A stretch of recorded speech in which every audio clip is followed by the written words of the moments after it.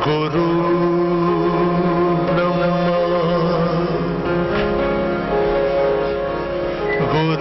गुरुर्विष्णु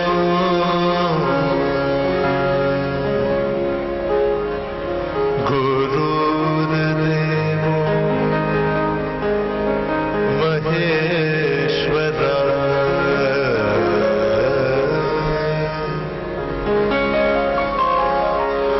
गुरु साक्षात्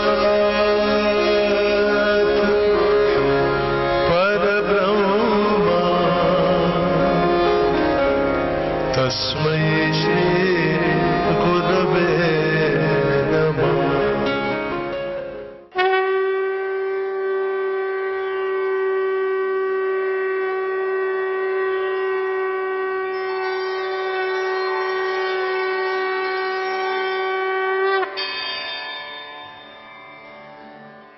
अपनी मौज बढ़ावन कारण, अपनी मौज बढ़ावन कारण, सांग बनाया मैं वो मैं, सांग बनाया मैं वो मैं, सांग बनाया मैं वो मैं, सांग बनाया मैं वो मैं, सांग बनाया मैं वो मैं, सांग बनाया मैं वो मैं। अपनी मौज बढ़ावन कारण, अपनी मौज बढ़ावन कारण, सांग बनाया मैं वो, सांग बनाया मैं वो मैं। ब्रह्मा होकर जगत बनाए, ब्रह्मा होकर जगत बनाए, ओ ब्रह्मा होकर जगत बनाए, ब्रह्मा होकर जगत बनाए। पांच तत्व गुण तीन मिलाए, पांच तत्व गुण तीन मिलाए, पांच तत्व गुण तीन मिलाए, पांच तत्व गुण तीन मिलाए।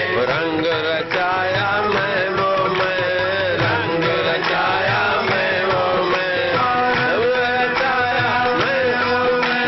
अभी बोलो, रंग रचाया मैं वो, रंग रचाया मैं वो मैं, रंग रचाया मैं वो मैं।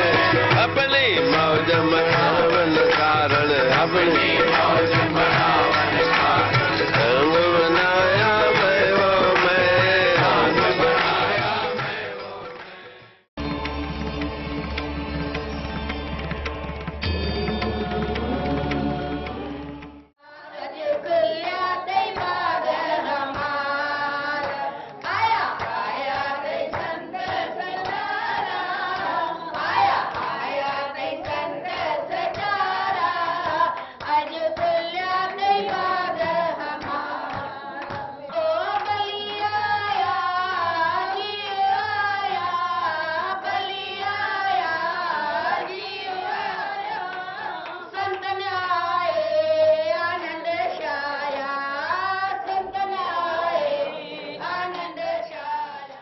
आज हमारे बीच भारत के महान संत सद्गुरु स्वामी देव प्रकाश जी महाराज स्पिरिचुअल सेमिनार के लिए पधारे हैं और आप सबकी शंकाओं का समाधान करेंगे।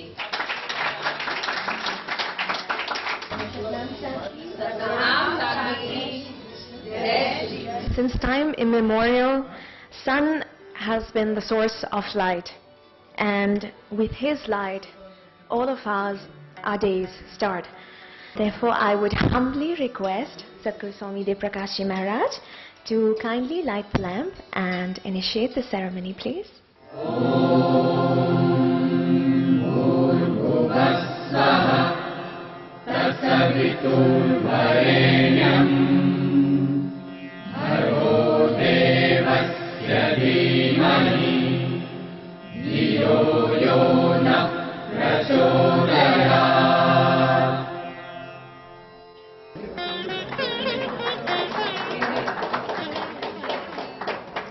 Flowers have always been known as a symbol of love and respect. May I please request to call upon Mrs. Janki Ramchandani to present a garland of flowers to our Sadhguru Swami Dev Prakash Ji Maharaj.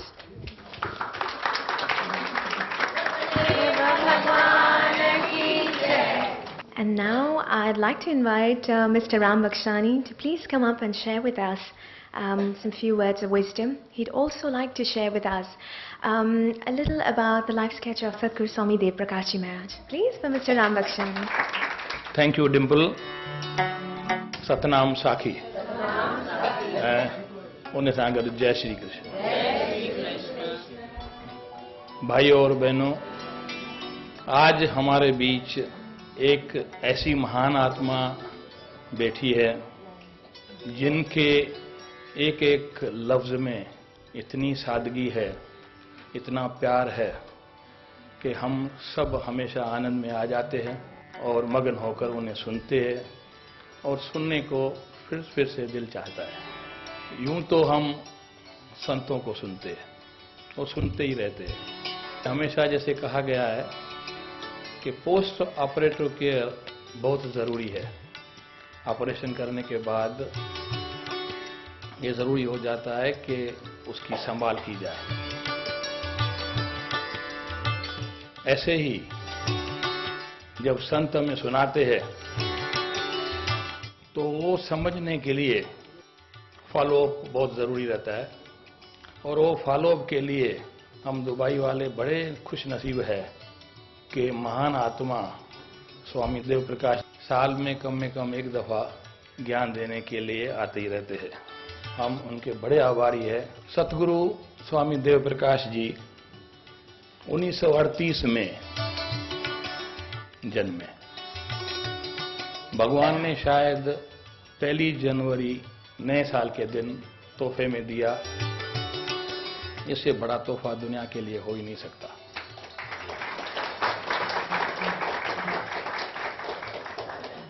Swami ji का जन्म Haider Chandia Larkana district में हुआ। हुकूमत राय इनके पिताजी का नाम था, तुलसीबाई इनके माताजी का नाम था और ये 5वें पुत्र थे। इनका नाम था सन्मुखलाल। इनके पिताजी हुकूमत राय जी भी बड़े भगवान के मानने वाले थे और हर सुबह में श्रीमन नारायण नारायण का जाप करके पूरी दुनिया को जगाते थे, पूरे शहर को जगाते थे। उसके बाद तो देश का बंटवारा हो गया। सब भारत वासियों को अपना अपना प्रांत मिला, लेकिन सिंधियों को शरणार्थीपन मिला। वो भी उनके नसीब में था और मातृभूमि को छोड़कर वो पितृभूमि में आ गए और पूरे भारत में छा गए। सन्मुखलाल जी भी अपने परिवार के साथ हैदराबाद से रेलगाड़ी में मारवाड़ पहुंचे। पहले दुलिया गए, फिर आगरा गए और 1949 में उल्लासनगर आए। वहां स्कूल में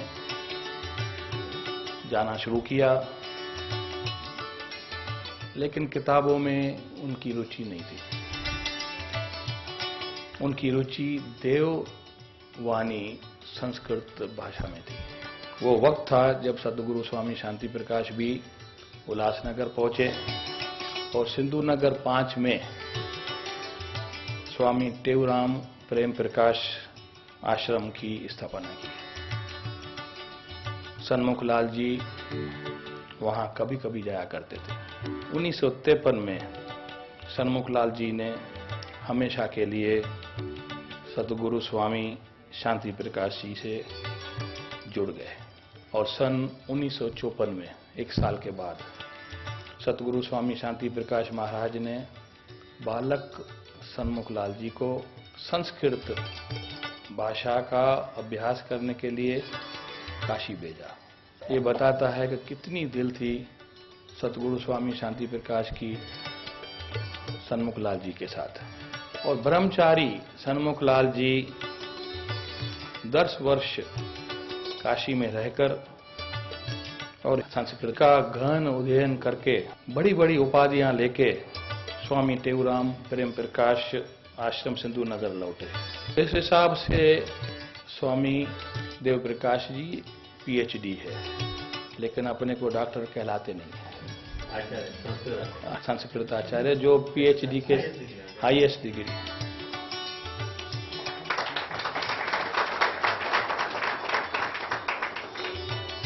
सन 1978 में सतगुरु स्वामी शांति प्रकाश ने सन्मुख लाल जी को देख यानी दीक्षा दी और सन्मुख लाल जी देव प्रकाश बन गए।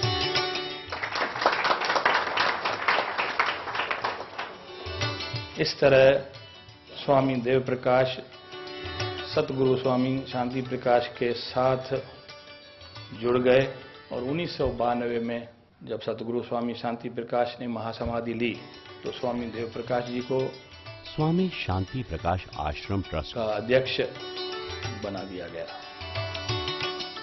बस उसके बाद तो परम पूज्य स्वामी देव प्रकाश जी दुनिया के कोने कोने में जाकर नाम जपते हैं, नाम जपाते हैं और प्रेम प्रकाश मंडल का झंडा झुलाते हैं। मुख में राम, हाथ में काम, चलते फिरते बोलो राधे श्याम।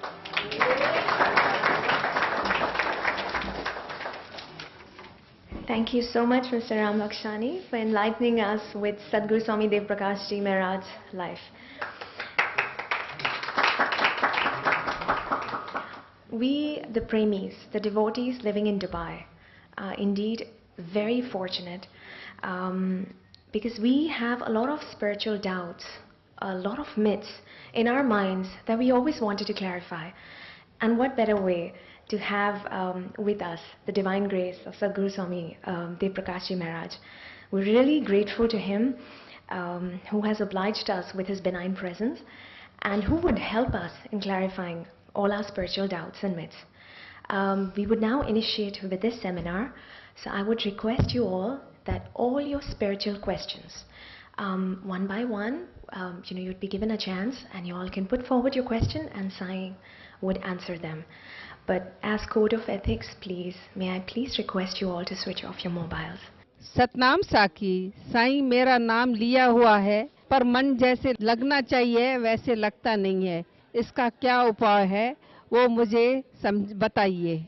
सिर्फ आपका ही प्रश्न नहीं है, पूरे विश्व का प्रत्येक जिज्ञासु का यह प्रश्न रहता है कि हमें जितना चाहिए वह मन नहीं लगता है, लेकिन यह ऐसा समझना चाहिए कि ये जिज्ञासु की पहचान है कि उसको मालूम होता है कि कम से कम मेरा मन नहीं लगता है, और जो जिज्ञासु नहीं है उसको तो मालूम ही नहीं पड़ता है कि मन क्या है, क्या लगना चाहिए, क्या नहीं लगना चाहिए। इतना भी यदि ज्ञान होता है, कुछ प्रस्ताव होता है उसके लिए मन में कि हमको लगना चाहिए, तो यह भी बहुत अच्छा है। जो जिसका बिल्कुल नहीं इस तरफ ध्यान है उसकी दृष्टि से तो वह आगे ही बढ़ा हुआ है, और हिम्मत बांधनी चाहिए और करते रहना चाहिए। करते करते कभी न कभी अवश्य ही सफलता मिल जाएगी। साईं आपके चरणों में कोटि कोटि सादर प्रणाम। साईं कहते हैं मूर्ति पूजा नहीं करनी चाहिए, इंसान ही मूर्ति बनाता है तो फिर उसकी पूजा कैसे? ऐसा है कि मूर्ति पर पूजा अवश्य करनी चाहिए। मूर्ति चाहे मिट्टी की हो चाहे किसी धातु की हो, मूर्ति की पूजा नहीं होती। मूर्ति के अंदर जो भगवान बैठा है, हमारी भावना जो है उसके अंदर वो जागृत होती है। वैसे तो हम भी शरीर ये मिट्टी का है, लेकिन इसके अंदर रहने वाली जो चेतन शक्ति है, उस चेतन शक्ति के द्वारा उस चेतन शक्ति के अंदर में भाव जगता है, उसके अंदर प्रकट होता है, उत्तर भी मिल जाता है और प्रसन्नता भी होती है। उस मूर्ति के अंदर बहुत बड़ी शक्ति होती है। जैसे आप इतिहास पढ़े होंगे, रामचरितमानस के अंदर भी आया है कि मूर्ति हंसती हैं और प्रसन्न होती हैं, रोती भी हैं जब कभी ऐसी घटनाएं हमारे आपके सामने आती हैं। तो उसका तात्पर्य इतना है कि वहाँ तक ही रुकना नहीं है, आगे भी कुछ चीज है। जैसे लड़की की शादी अभी नहीं हुई है, तब तक गुड़ियों से प्यार करेगी, छोटे छोटे खिलौने से प्यार करेगी। जब शादी हो जाएगी तो वह गुड़ियों का उतना महत्व नहीं समझेगी। अपने सच्चे बच्चे जब पैदा हो जाएंगे तो उसके साथ प्यार करेगी और मूर्ति के साथ उसका उतना महत्व नहीं प्रतीत होगा। लेकिन शुरुआत वाली अवस्था में मूर्ति पूजन मेरे ख्याल से आवश्यक है, होना चाहिए। सतनाम साखी साईं।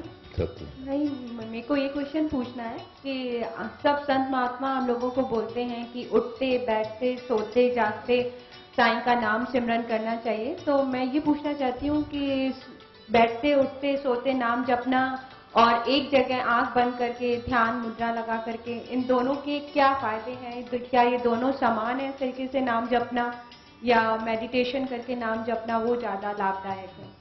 हम मेडिटेशन के द्वारा, ध्यान के द्वारा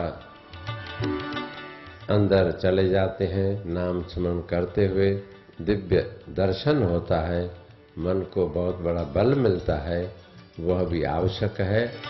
और यदि बाहर भी हम बोलते हैं तो उसमें कोई नुकसान नहीं है, और बाहर और बातों की अपेक्षा प्रभु का नाम रहेगा तो कम से कम बचाव रहेगा कि और कोई हमारे आपके ऊपर वातावरण का असर न पड़ जाए। इस दृष्टि से बाहर भी आवश्यक है, और अंदर का नाम तो इससे भी और आगे की चीज है कि जैसे अपने नाम को हम बार बार नहीं स्मरण करते हैं, एक बार पक्का हो जाता है कि हमारा नाम अमुक है, तो उसको बार बार याद नहीं करना पड़ता है।